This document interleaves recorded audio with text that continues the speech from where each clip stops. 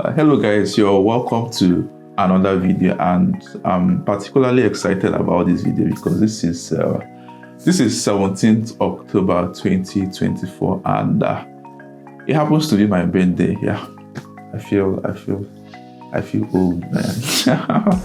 I'm actually at that space in my life right now where I don't find birthdays exciting. You get, due to a lot of reasons, but I was like, okay. Looking back at my life last year and this year, there are a lot of noticeable improvement I've seen, and a lot of lessons I've picked up along the way. So I'm like, in this video, I'm going to share 5 lessons that life has taught me as I turn. How old am I turning this year? Okay, that's actually a story for another day. Yeah.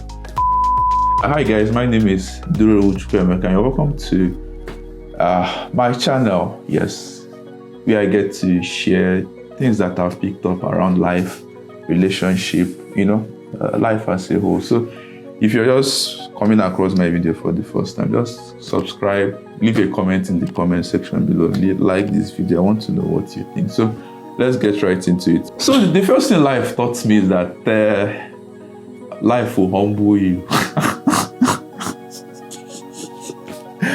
life will humble you. Yeah. Just pray for grace. I've actually discovered something. Most times it's not all about hard work, go hard, get it. It's not about giddy. It's not about gra. You get, working hard is a principle in life actually, but it's not every time. You have to work hard as a human being. You have to do your best, but there is a 10% called time and chance, and it makes a whole lot of difference. If you can think back to that our classmate that's always reading and ends up not having the good grades, or maybe that very, very fine girl in secondary school that we are thinking that, this one, it won't even be hard for this one to get married and settle down. 30 plus, they are still single. So time and chance happens to, happens. Don't say that I can never do this thing. Don't judge people, actually. Don't say I can't do this thing. Look at what these people are doing. That kind of thing. There is a way life will hit you. And all those things that you feel that, okay, that I will never do this thing, you will do all of them and even more. So at each point in time, let's just maintain a posture of praying for grace. God, give me the grace to actually carry what will come my way, and also give me the grace to, let strong to not come my way. I think that's a prayer each and every one of us should be praying. So life will humble you. Maintain a posture of humility. Pray to God for grace. In as much as that we work hard and do the best we can, pray for grace. So quickly, the second one is this one. I learned it very, very, very, very hard. Be very, very intentional about your friends. If you're around five foolish persons, you didn't count you're the 6th one, or that kind of thing. I always hear this thing, but I actually felt this past year, I felt the impact very, very well in my life, because I discovered that your friends will form the bulk of your mindset. The people that you always hang around with, they will form the bulk of your mindset. Personally, there are actually things that I struggle with, and I discovered that each time I go back to a set of friends, that thing comes alive again. You get. So what I did was that, it's not like I'm not quarreling with anybody. Don't say don't talk to anybody, don't keep mad, but have a way of diplomatically keeping those kind of friends. Let them be just high, just keep them away. Yeah. And then there is also one other thing that happened. I've always had this thing for to be a developer, to be a software engineer.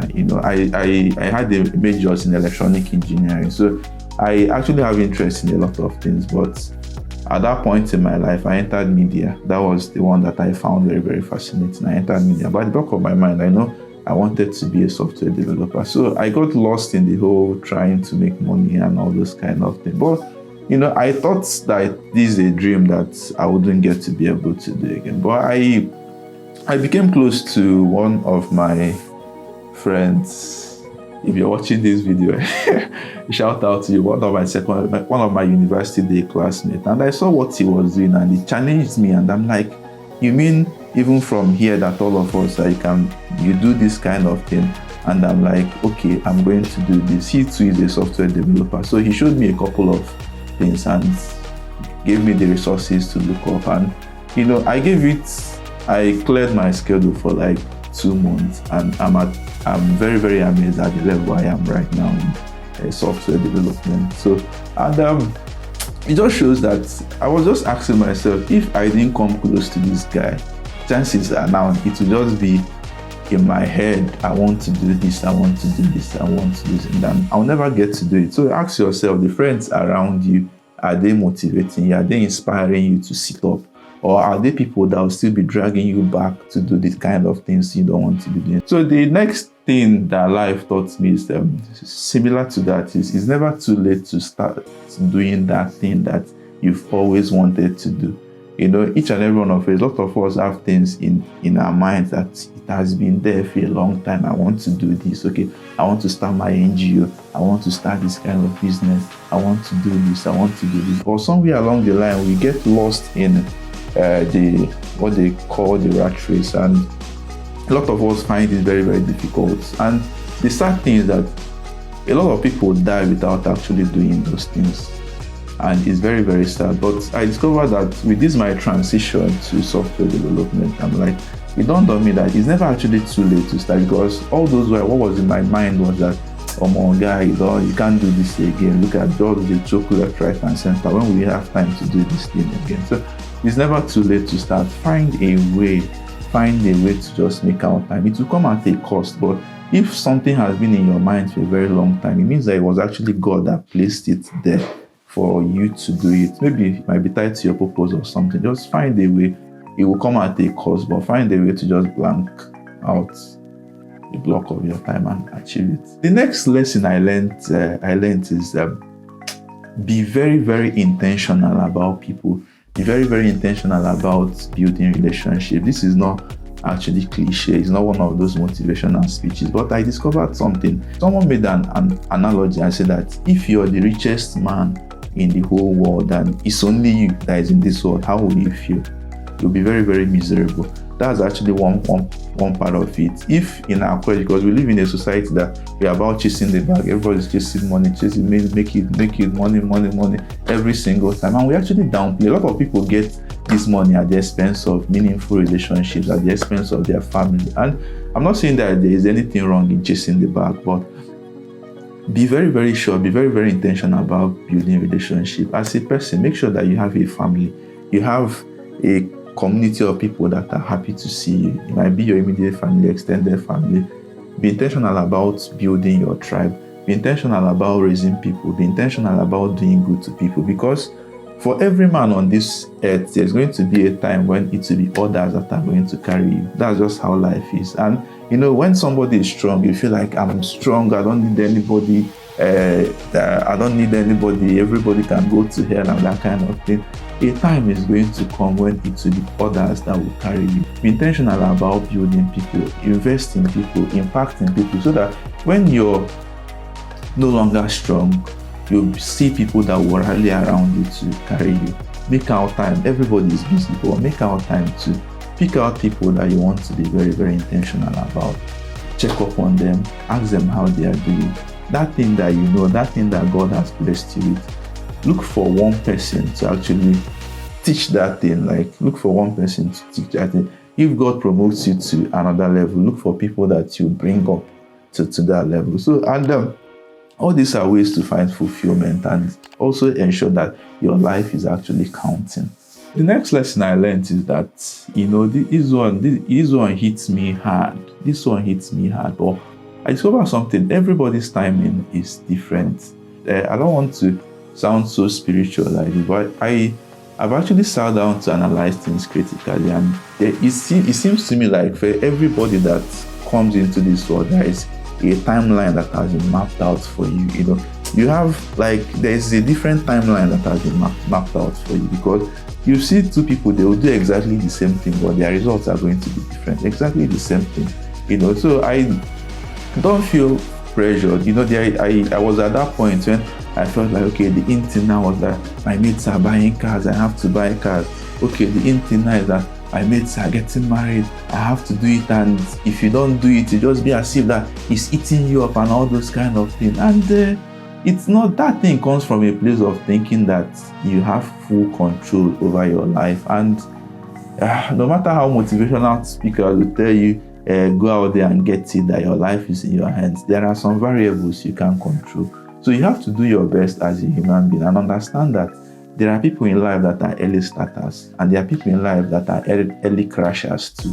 And there are people that are late starters. So the only way is just maintain a position at each point in your life, do the best that you can. And like they say, leave the rest for God. Don't feel pressured into doing things. Do things when you know within you that, okay, I can do this, I can afford this. Do things when in your mind, in your spirit, that you feel like this is time, this is the right to do this. And don't feel, it's very, very difficult, but don't feel very, very pressured. Don't feel that thing. I know it can come like, okay, my mates are doing this. If I don't do it, it looks like I'm out. My friends are leaving the country. If I don't leave, it looks like I'm the one left out. Do things at your own pace. Everybody's time is different. There are people that will pick up late and they'll go higher than everybody else. So keep that in mind. Do things at your own pace. The next thing that life taught me is that enjoy the process. A lot of us kind of pause our fulfillment level until we get to a certain point in our life. We feel like, okay, when I'll fulfill is when I buy a house, when I buy a car, when I get married. And if you pause your happiness until you get to that level, you find out you've actually lost out on the period that is supposed to be the most fulfilling and most exciting. Think back to your life on the time you wanted something desperately and you did everything you can and got it. Immediately you get it, the excitement just lasts for a while, and after that it fizzles out. That emptiness comes back again. You start looking for the next thing. So the fulfillment and the excitement in life comes from having a noble goal that you're pursuing and then pursuing it. The excitement doesn't come from getting it. The excitement that comes when you get it is very, very short-lived. But the bulk of the fulfillment comes in that process of pursuing that thing. And that's what's going to form the bulk of your life. So don't wait till you get to a certain level to start enjoying life. Enjoy as you're reaching out, as you're making effort. Is in pursuit of that goal that will bring the fulfillment in your life. And if as a person you don't have a noble goal you're pursuing, that thing is going to be fueled by a lot of addictions. I've seen it in my life. I've seen it in a lot of people's lives.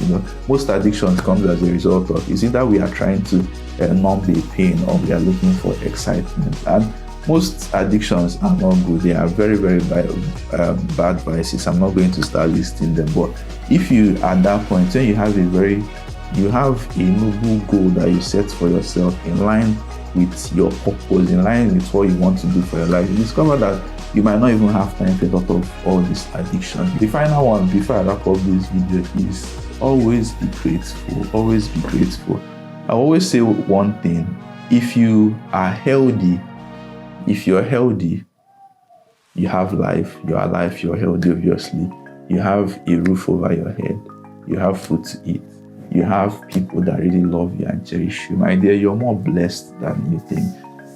Forget about all this, I've not done this, I've not done this. Always be grateful. Always be grateful. Even in every situation, you can be able to pick out things that genuinely you're grateful for these things. You can be able to pick out things in your life that you can be, okay, God, I'm grateful for this, I'm grateful for this, I'm grateful for this, I'm grateful for this. And when you actually do that, it will put you in a positive mental space to actually attract a lot of good things into your life. Because if you're always moody, you're always depressed, you keep attracting those kind of negative energy into your life. But no matter how bad things are, look at the positive side of it. It's not easy, but when you're feeling frustrated, look back, you'll see one or two things that you can actually be very, very grateful for. So that's it. I don't know how many lessons I eventually gave, but these are just very few things I wanted that I just thought in my mind to share. So once again, it's my 32nd birthday. Happy birthday to me. I'll see you guys next week.